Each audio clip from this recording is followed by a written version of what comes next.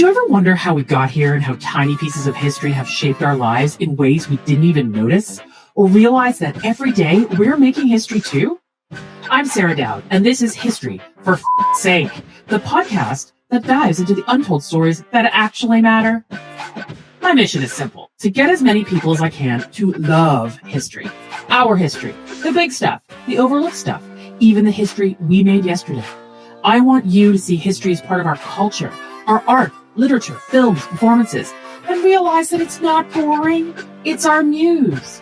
Each week, we'll trace big themes through everyday experiences, from actors breathing life into historical roles, to authors rewriting the past for modern audiences. How film and TV reshape our view of what came before. Even our own failures? Yep, that's history too. So if you love history, culture, and everything in between, follow, subscribe, and share. Because together, we're all making history. For f***'s sake.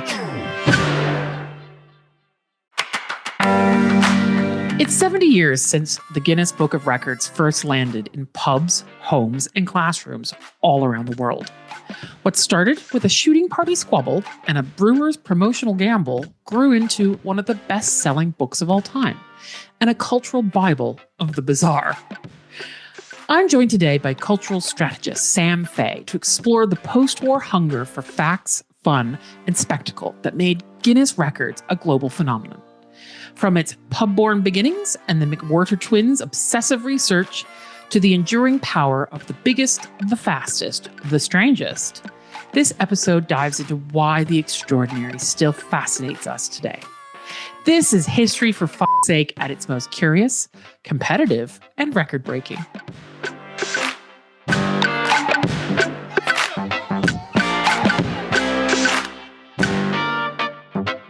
Welcome, Sam. Thank you for joining us on the podcast. Tell us your tallest of tales.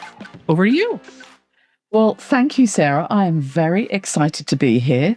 And like so many people, my Guinness World Records story started with the book, that book of wonder, under the Christmas tree, flipping through tallest man, longest fingernails, all the wacky stuff. And so imagine fast forwarding a few years later and my dream job in publishing saw me walking through the doors on my first day at Guinness World Records like a total kid in the sweet shop. And then over the next 17 years, I saw men jumping from space, records being broken at the White House, kids trying to eat the most Smarties with chopsticks, and all those crazy online records during COVID. And so Guinness World Records was 70 last month. So I spent a quarter of my, that lifetime working there. And I feel incredibly lucky to have such an exciting time. I remember being a kid and, the Guinness World Record book was always the thing that we'd argue over taking out of the school library. And I think it's a fantastic way to actually get kids reading as well. Certainly when I was a child, it was just so much fun. And I still remember some of the woman with the longest fingernails or, who had the longest beard and what was the biggest dinosaur. And those are really fond childhood memories for me. So I'm so glad that you've been joining us today. And tell us a bit about the history of the Book of Records. I will do. And by the way, it is the most stolen book from public libraries as well. Really? Just a little fact for you. Yes. Brilliant. Let me tell you how it began, because I think it's a pretty cool story. So it was back in 1951. Shooting party in Castlebridge in County Wexford. And it was the then managing director of the Guinness Brewery, Sir Hugh Beaver, was on a shooting party with all his friends, on his big estate. And he wondered aloud, what is the fastest game bird? Is it the golden plover? Is it the grouse? What is it? No one in the party knew. He went to his vast library of, as he quoted, very expensive books, and there was no answer there. And so then he had his light bulb moment and he thought, people are probably having debates up and down the country about all of this, and he couldn't find the answer. And so he commissioned fact-finding twins from Fleet Street, Ross and Norris McWhirter, which I'll talk a bit more about later, to put together the very first book that actually had a beer-proof cover and was kept behind the bar in pubs. It was never meant to be sold. But by Christmas 1955, it was the Christmas #1 bestseller. And that's the story of the book. Wow. So, what immediately comes to my mind about that, especially I didn't know that it was meant to be kept behind the bar.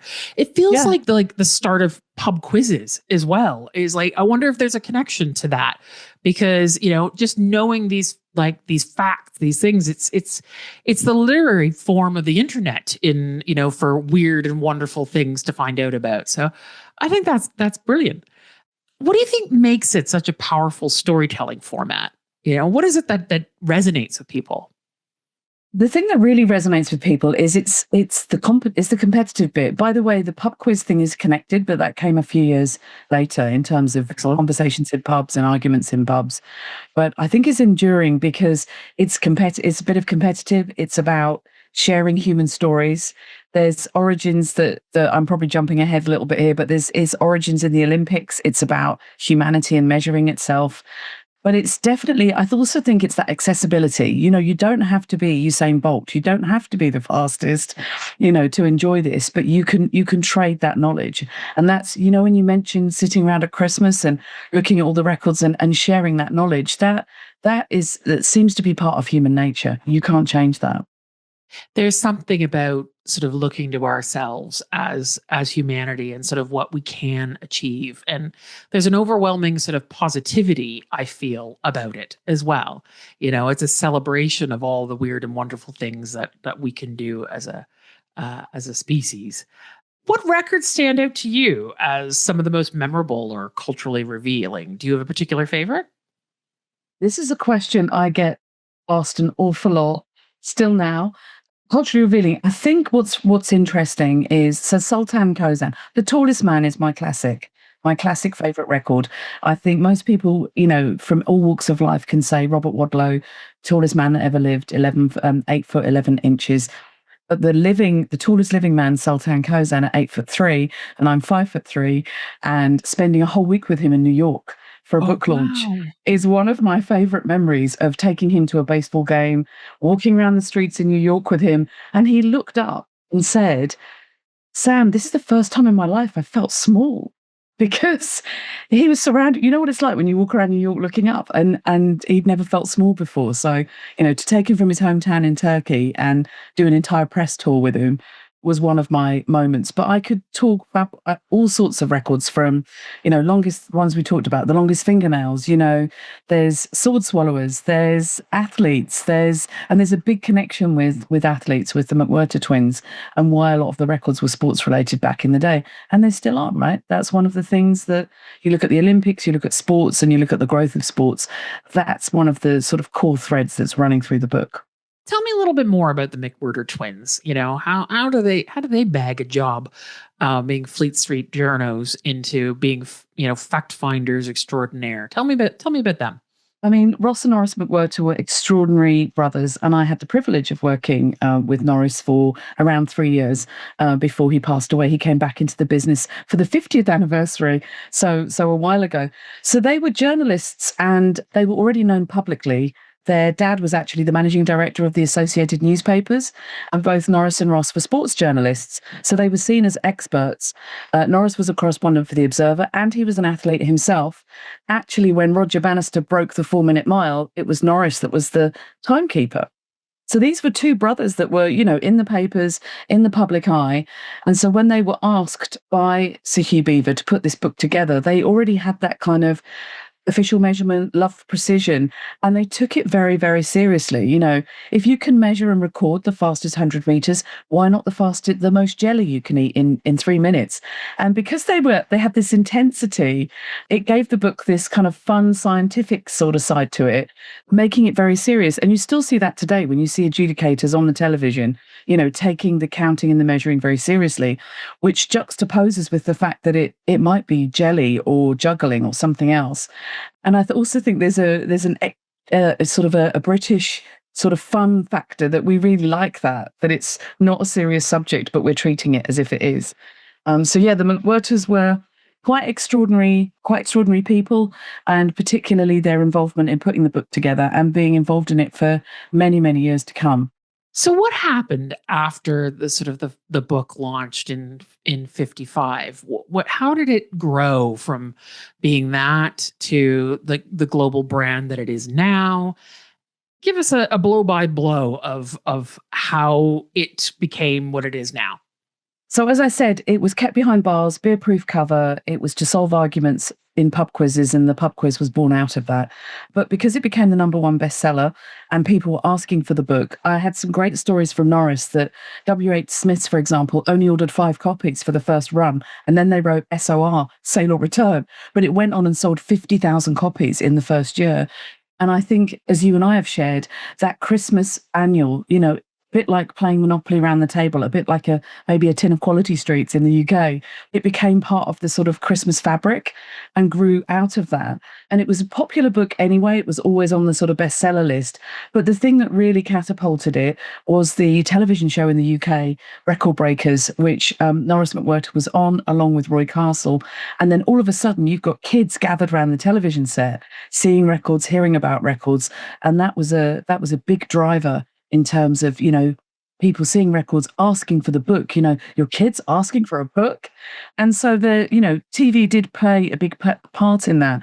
But I love sort of talking about the fact that, before branded experiences and content marketing, Guinness breweries were really smart to have put that book together and have it behind the bar. But actually, the reason they did it, apart from solving arguments, was to keep the Guinness name. So it was a marketing tool because it was incredibly competitive back in the 1950s for the breweries. And so they ensured that they were in every single pub, whether they sold Guinness or not. So, hats off to Sir Hugh Beaver. I think he was an expert marketeer. And, I've got an Irish background by family, so I love the fact that it comes out of Ireland as well. And, I talk in another episode of the podcast with a good friend of mine, Henry O'Keefe, who is a ultimate raconteur and mathematician from Cork as well. And, I think he would be loving this conversation about the records as well. Tell me a little bit about, how it's changed in the sort of 21st century. How have the records changed since like TikTok or YouTube or digital challenges? Is there like a change in the spirit of the book or of the brand as a result? That's a really good question. I don't think records have changed, but they're different. I think they've become more democratized, more global, because the pub used to be that arena for record breaking. Now it's in your phone, it's in the palm of your hand. And it's not really the records that have changed. It's the tech and it's the sharing of it. So you can go global overnight. I mean, think about the Ice Bucket Challenge, which, by the way, was 2014, which I can't quite believe that was 11 years ago. Oh my God. I know. But the Ice Bucket Challenge, the bottle flips. So the platforms have changed and grown. That instinct hasn't. So whether you're looking at The Smallest Woman or you're looking at a viral dance on TikTok, it's that appeal, look what humans are capable of. What is really different is that pace and scale. So what used to be local is now instantly global. And I think that's really exciting because it's not just you've fascinated your friends and family with something you can do. It can be everywhere. And I think that's wonderful. I mean, coming out in the early 1950s, obviously the world was healing as a, response to the Second World War and the beginning of the Cold War and the shift to a nuclear age. Do you think that there's something about why it achieved such popularity, particularly against a background, particularly in Britain, of such austerity at the time? I mean, rationing only finished in 1954, and then the next year we're talking about these amazing records. I definitely think there's a cultural shift, which I think is really interesting. So it also still surprises me that rationing continued till 1954, something that my mum, talks about and still remembers. But there was, especially I think in the UK, that scarcity. There's rules, there was couponing, there was queuing, very official sources. So you had, wartime ministries, lots of, government stuff going on, very serious. And I think as we headed from 1955 up to the swinging 60s, rationing ends, you want some fun, you want some escape. And I think record breaking was that kind of the exact opposite of rationing, if you like. It was like abundance. So look at this world, it's weird and it's big and it's full of possibility. And, I think Sir Hugh tapped into that. It was kind of take the official, but make it kind of funny because you're like, fast time to do a jigsaw. And it's also that sort of entertainment and that competitive spirit. So whether he realized he'd latched onto something quite so enduring, I don't know. But that context of the officialness and the fun. So the tagline today is officially amazing. And it's about taking, the heat of argument into the light of knowledge, which is written in the very first edition, was what they wanted to do. I really think that is enduring, but definitely you have that move from rationing, going to the swinging 60s, life changing, anything's possible. And I think the Guinness World Records book really tapped into that. When you start thinking about the sort of the trivia that goes along with this, I mean, did you ever get a chance to meet anybody who, remembers, what it was like when it sort of first came out and the sort of the experiences and sort of that changing, cultural experience of just going to the pub and being very quiet. Oh, by the way, men are over there and women are over here. And how perhaps like it's played a role in sort of making being together as families, as friends, as colleagues, etc., more socially acceptable, that there's something that joins us, something that we can all talk about. I mean, I remember growing up and my grandmother saying to me, you never talk about politics and you never talk about religion. And I'm thinking to myself, well, what are we going to talk about in the pub then? And maybe that's it. Maybe this is what this book did, is it gave people something to talk about. In the light of, a decade previous, the world was an incredibly frightening place. The world had millions and millions and millions of people dying across the globe. And I love the idea of a marketeer, a brilliant marketeer that obviously Sir Hugh was, turning something that is essentially a marketing tool into something that's actually quite culturally important. And I just wondered if you'd ever had a chance to meet anyone who'd sort of been through that period of time when those sort of changes, those cultural changes were coming in. I mean, I've met over the years so many people. You know what? It crosses generations, this book. So I've met lots of older people that have said, "Oh my God!" Everyone says, "I remember getting that book at Christmas." Although when I was in the States, it was always, "I remember the paperback." So it's interesting that big annual was very much a UK tradition, whereas lots of other countries, the US included, was a paperback edition. And I think it's kind of that real crowd pleaser, as you say. There's no politics in there. There's nothing offensive. It's just weird and wonderful stuff that you can all share together. And I think that was one of the joys of working with Norris McWhirter. People would come up and ask him the facts and figures, and he would always have an answer, which is one of the reasons I take remembering records quite seriously, because he, apart from one time on the Record Breakers TV show, he pretty much knew the answers to things. And I think there's that fascination with, being able to share those stories across the generations. And I've seen that from my own kids and my own parents, and connecting over things that they remember, because you do remember, the fastest man, you do remember the tallest. It's that, and I'm talking about very classic records on those, but it's that visual approach as well, that kind of the physicality of the book and seeing those record breakers and measuring yourself against them. So yes, over the years, I did meet an awful lot of people that talked very fondly about it. And actually, like yourself, I've traveled massively in my career and in my work life. And I pretty much every time I've said, working for the Guinness Book of Records, they've gone, "Oh," that's the first reaction. And then the second one is they'll tell you the record that they remember out of the book or what their favorite is. And then the next one, they usually say, "What's your favorite?" or "What would you like to break?" So it's a wonderful kind of cultural shared moment that transcends language barriers and everything else, and ages, which I think is wonderful. I think it's got such positivity to it. So let's talk about some of the records themselves. Okay, you've mentioned Sultan, the tallest living man.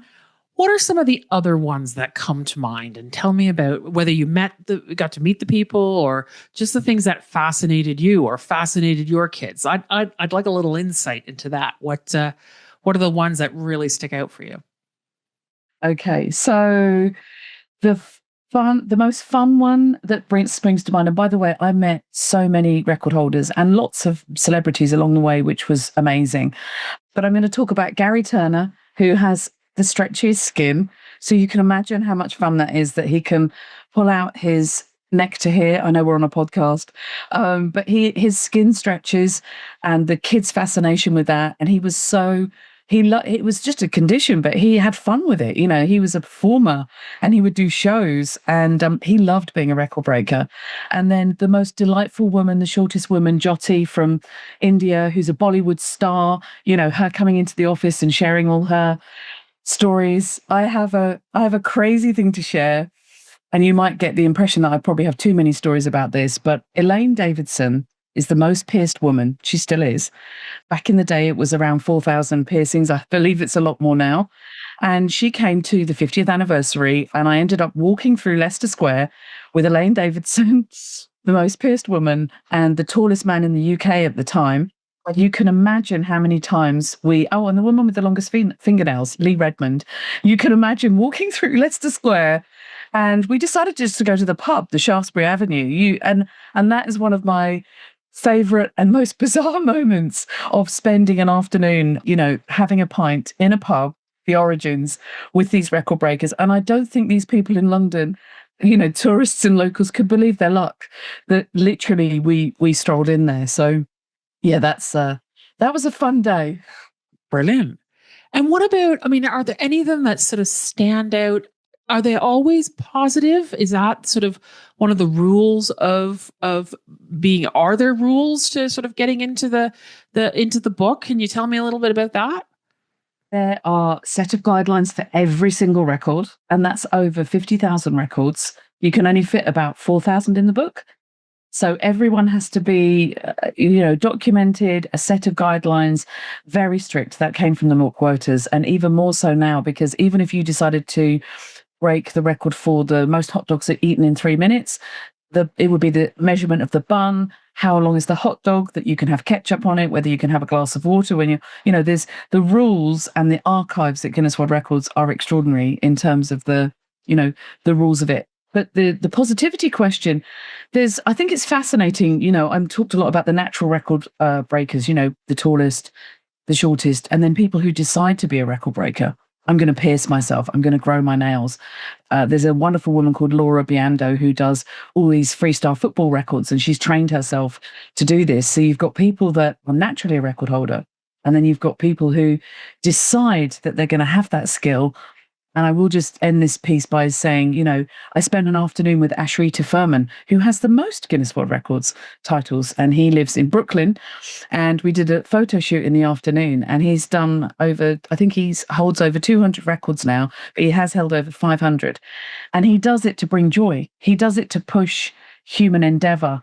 And so again, spending time with him, extraordinary and joyful. But there are also records in the book which are practical. You know, there's the highest mountain.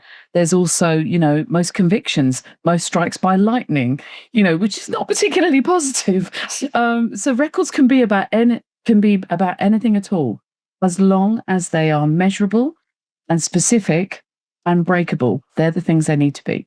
It really is a book of the extraordinary, isn't it? You know, of just sort of, wow.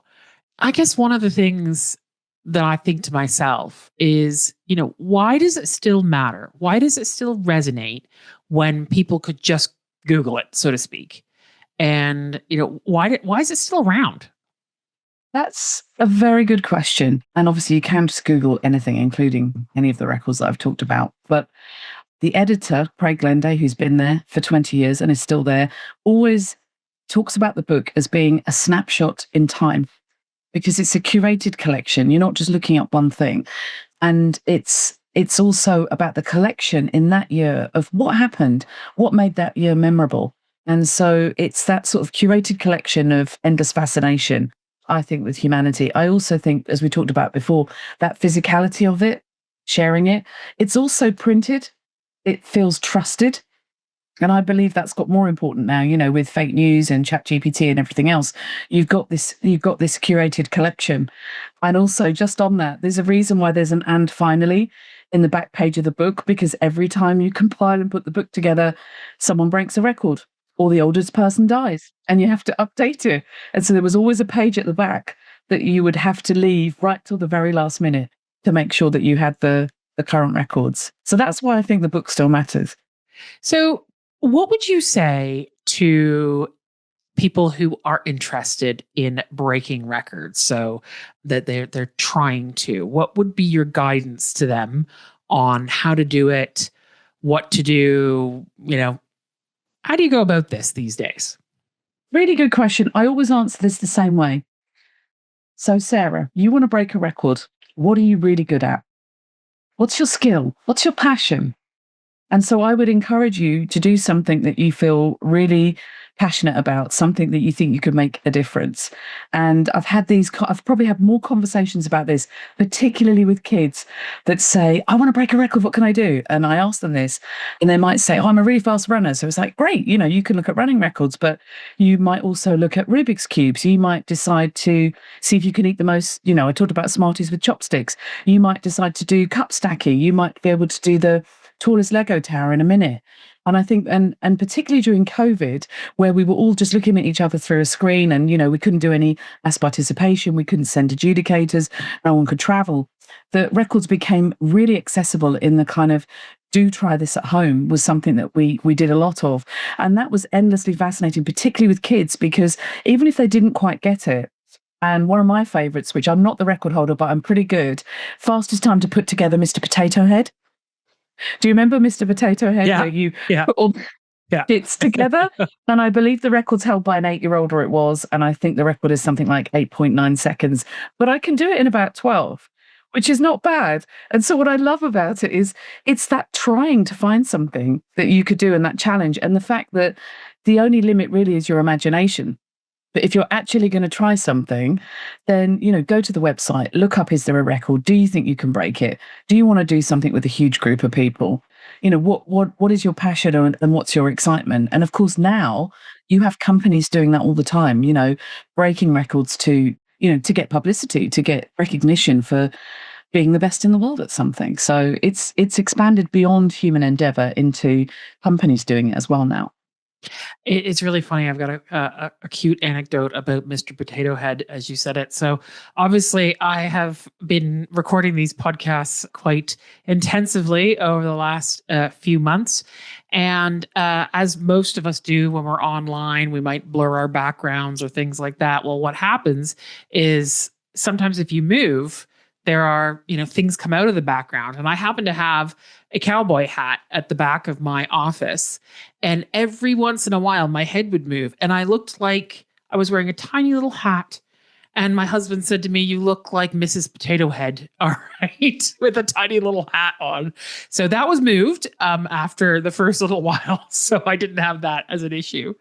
But then I've just been thinking about what you asked me there. Sarah, what's your skills? What record would you break? And the only one I can think of at the moment is how many times I can get somebody to say fuck on a history-based podcast is probably one of my records at the moment.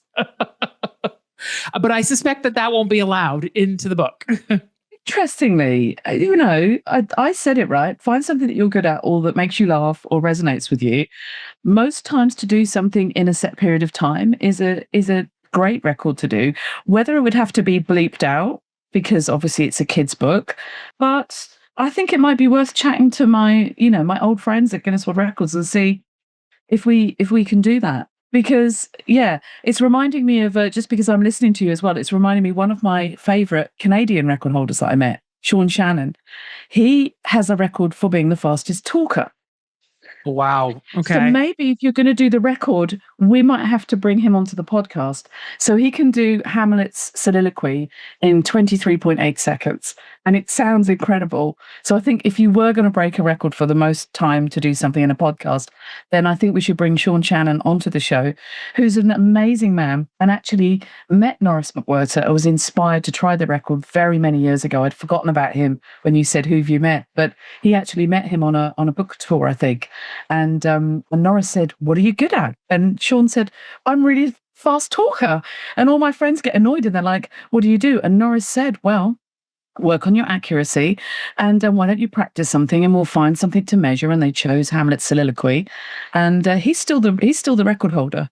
So yeah, let's get him along if you think you're going to break a record on. I think that sounds brilliant. And I have a feeling I know who Sean is, because if it's the same person I think it is, I think he did adverts when we were growing up in Canada in the 80s and 90s, doing all the sort of amusing terms and conditions at the ends of commercials. So I have a feeling I'm going to have to Google him after this. But yeah, that would be brilliant and hilarious. All right. How many times can I get a Guinness World Record holder to say fuck on a history podcast? So let's go from there. So what do you think the next 70 years of record breaking looks like?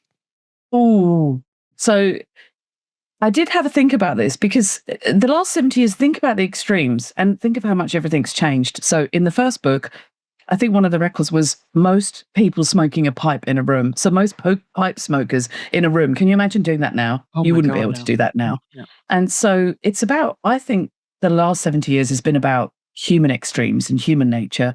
I'd love to think that the next 70 years are going to push us beyond Earth, beyond humanity. So first holiday on Mars, most records broken in the virtual world. I think there's going to be a shift to that. And I could talk a little bit more about, what AI and what biometrics could bring to record breaking and the different things you can measure, because it's all about measuring. I also think there'll be more. There's already a lot of records about purpose, sustainable cities. Let's think about fastest renewable energy. Let's think, I think you're going to have more of those types of records. But I also think that maybe it might not be a book. Maybe it's a living, evolving archive. I'm getting Matrix vibes. Can you imagine like pulling something down from the sky and you see multiple realities and it captures the extraordinary, but whatever that extraordinary is probably going to look quite different to what you and I think is extraordinary today. So I think it will endure, but it might change shape. You just saying that is just making me think about, one of our sponsors, Lerac, which is a story sourcing sort of cultural creative packaging company. This is not an advert, but it's making me think about one of their visions and around, generating this sort of archive of us, this warehouse of stories online. And maybe there's some sort of connectivity with that when you start to think about actually what are we trying to do is tell those stories. And I think that's what I really going back to being a kid.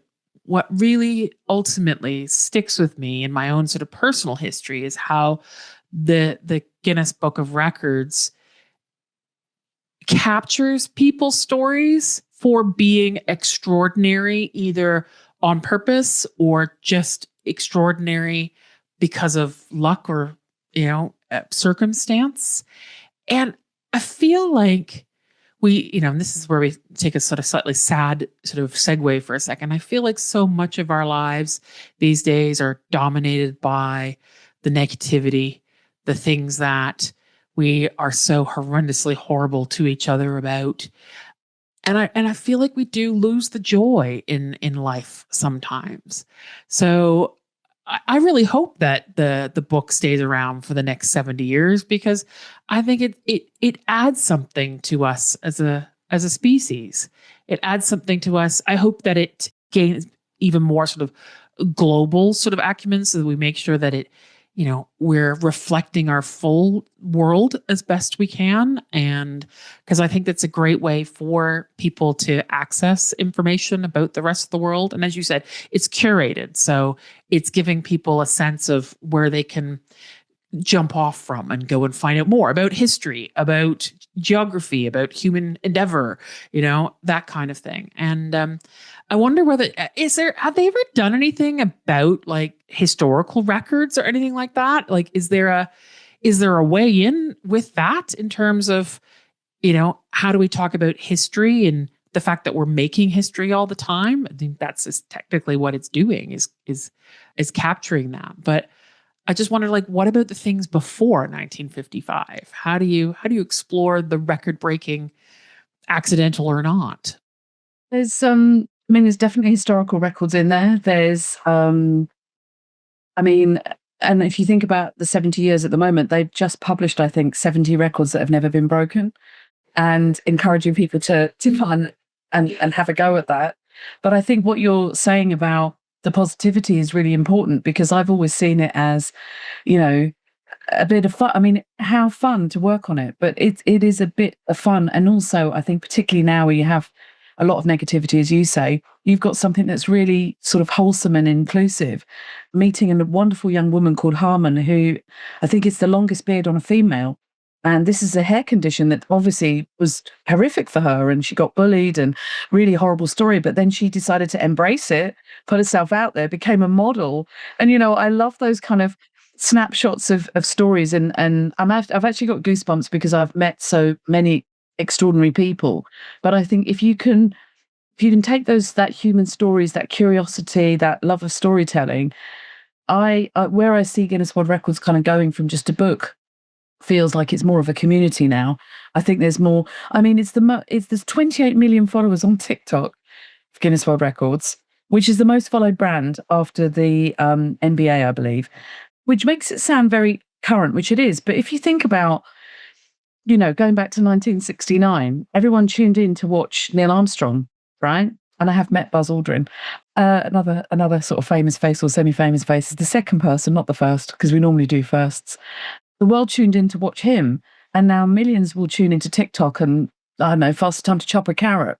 But that recognition, that seal of approval still matters. But it's moments that bring people together. And I think, to your point, there is too much negativity and people are mean. But this is perhaps a way to sort of shine a bit of light through that. So, and what's fascinating to me is if you look at how static it was as a record book, and then you think of the millions of ways now that you can share how extraordinary humans are, that's got to be something that we buy into more, right? I hope so anyway. Yeah, for certain. And for me, I work with a lot of museums, heritage organizations, galleries, immersive companies. And for me, what they're trying to do is tell those stories as well. And there's something in the way that the records book captures it that I think we could learn from as a sector, and to sort of don't forget the joy. Don't forget the joy and the extraordinary. And then that is what, I always say when we're doing an exhibition, for example, is if a child is not going to enjoy this, okay, then why do you think an adult is going to enjoy this? Because I can pretty much guarantee that if a child of the age of 9, 10, 11, 12 enjoys this, the adults that may be with them are going to enjoy it too. And there's a lot of academia in the museum world. There's a lot of intellectualization, and there's a role for learning at depth, about these things. But I also think that there's a real role in museums and heritage to actually just capture the imagination of people, child or adult alike. And, I think the museum sector ought to try and break a record somehow. I think the UK museum sector, especially, I think the US museum sector, the gallery sector, GLAM as the acronym goes, galleries, libraries, and museums, archives, museums. I think we need to be thinking more like marketeers of going, right, what are we doing that is extraordinary? Because there is thousands, hundreds of thousands of extraordinary stories from those sectors. And yet you still get asked, well, what really are you achieving? Why are you important to the world? And it's like, because we're inspiring people not to spend their entire lives in front of their phone, or they're inspiring people just to try new things, to want to experience new things, to broaden horizons. So what kind of record do you think that if we were to galvanize the museum sector, the GLAM sector, that we could go for, kind of thing? I mean, the wonderful thing, I totally agree with you, by the way. And as you know, I work in immersive theatre as well. And I think I'm hoping there's going to be more records for immersive experiences and more ways to measure those. If you think about biometrics and measuring emotion, most goosebumps, created from a song or something like that, which you can't do at the moment. But or most AI versions of yourself or whatever, that you can have some fun with that. But to your point, I totally agree. If an 8 or 9-year-old doesn't think it's interesting, then it probably isn't. And I do think there's big lessons for museums, art galleries, everything. And they have, right within their collections, they probably have record-breaking items. Maybe they never really thought about it in that way. Maybe they never curated what's within it. And I'm going to have to mention the old Royal Naval College because they're breaking a record on the 27th of September. Most people dressed as a screen character because they've had so many films made there. And that's a way of taking all that history, that fantastic backdrop, but then have some fun. Come and dress up and be part of a record. And it's the kids that get excited about it. But you know what, Sarah? Everyone secretly wants to be a record breaker, Of course is what I think. I think they want to know, people want to know their place in the world. That's how the Olympics started. Who can run the fastest? Let's carve it, back in, what was it, 677 VC, and carve that in the bottom of the statues at Olympia. And it's that measuring piece, which I think it's not going to go away, is it? It's just going to be more things to measure. But I would encourage anyone listening to this to think about where you work. What do you do? What do you have in your collections? What's in those archives, and bring them to life through record breaking. Because I have seen countless kids open up the book and see a picture of something extraordinary and they go, oh, and then they realize they have to read it. And they're like, oh, damn it. Now I'm going to have to read, but it's why it's the most stolen book from public libraries, but it's why it's one of the most popular books, because it's leading with that sort of visual, but you still have to. And if you haven't read the book lately, there's quite a chunky story behind that record.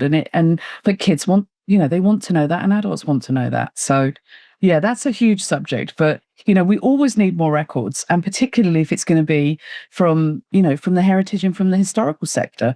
I definitely think, because sporting, it's almost the first thought, because you're breaking a record. So why should it not be the same for something that's in a museum? It should be. Oh, there we go. The gauntlet has been dropped. So one of the sort of last questions I've been thinking about is around categories of records. And you've talked about sports, you've talked about, the things that are sort of naturally record breaking. Is there any kind of record that you think hasn't existed before but could exist in the future? I loved your comment about the most goosebumps. I think that would be awesome. But yeah, is there ever been one that you've gone, I wish somebody would do something like that? Because it would just be like, wow. I think record breaking's changed over the years as fascination with humans has changed. So it used to be the strong men back in the 50s. Then it was more pop culture, TV record celebrities, 70s and 80s. And now there's an awful lot of digital challenges, TikTok stunts, the Instagram record keeps being broken. But I would be very excited about how, with the rise of AI, which does get negativity, I think it could be really exciting about sort of crossing universes. And I mentioned the biometric tech thing because it's all about measurements. If you can measure emotions, how you feel, what would you like the ending for a story to be? When we look at things that are already available in immersive entertainment, I would love to see more records around that in terms of the sort of personal experiences, because you've not been able to do that before.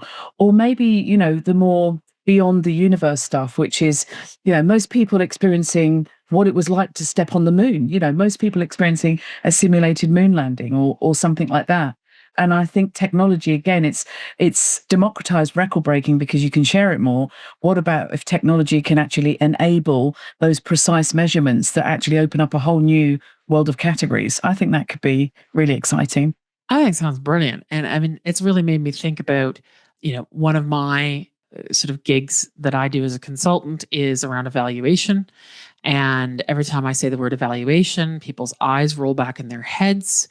And I said, no, but guys, this is what actually tells the story of, how many people who came to this experience felt this way, and how different did they feel? How did it lead to something else, or they did something as a result? Like, when you can actually demonstrate, because you are, looking at the metrics, you're looking at those things that actually can tell you what change and what difference that you're making, whether you're breaking a record or you're just what you're achieving. I can't believe that sometimes people don't want to do it more within our sectors. Like, those are the stories. Look at what we've done. It's amazing. So I think this, going back to the, what the glam sector can do, I think we need to build in some record breaking kind of parameters to our approach to evaluation and then tell those stories. So I think that's really awesome. So Sam, thank you so much for coming on the pod. And it's been a delight to talk to you. One of the things I think I want to finish off with is sort of going back to, joking aside, what kind of record could I break with this? I like the idea of the how many times I can get somebody to say fuck on a history podcast. But in more seriousness, if I wanted to do something that was going to inspire my granddaughters, I think one of the things that I would like to do most is about my recent diagnosis with ADHD. And I'm feeling a little bit at the moment about like how record breaking for how many businesses one woman can have at the age of 47. And, it feels a bit like that, bit thin margarine. But yeah, I want to do something that is going to inspire younger women, female children from around the world to go out and break records themselves. So on that note, what would you tell your children in terms of record breaking? And what could you do in terms of breaking a record that would inspire them? Oh, that's what could I do? I mean, I'm lucky enough, having worked at Guinness World Records for a long time, that record holders would come in on a Friday and teach different skills, share different stories, from the guy who ran the London Marathon with a fridge strapped to his back, which is the fastest record for carrying white goods, and telling us stories about his training. Because I live in Blackheath, so the London Marathon is a very sort of accessible, something you could, that the kids can see, and it's fun. We also had a lesson from a sword swallower, which I definitely couldn't do that. But that was definitely a fun moment. One of my favorite ones, because my youngest is football crazy, my son, is one of my favorite records is actually held by a women's football team. And it was the highest altitude football match. And it was on top of Mount Kilimanjaro. And these extraordinary women spent a whole week getting up there. Can you imagine how difficult it was? And they're called Equal Playing Field. When you were talking, it reminded me of that record, because it was women trying to prove, football, the barriers to it, the money, you're a woman. And they hiked up to the top of Mount Kilimanjaro to break a record for the highest altitude match, to inspire more women to join Equal Playing Field. And I think, when you're talking about your ADHD diagnosis, inspire other people with ADHD to come together to put their extraordinary minds together, and what could they possibly come up with? I think that would be really exciting and fun to do that. But record breaking to inspire young people is, it's a real passion of mine as well. So I'm always available, Sarah, to brainstorm ideas about what we can do and come up with different records. I've got one. I want to have a century of women as a panel on this podcast in the next year. It is 100 years since women were given the right to vote and the suffragette movement. And I would like to have women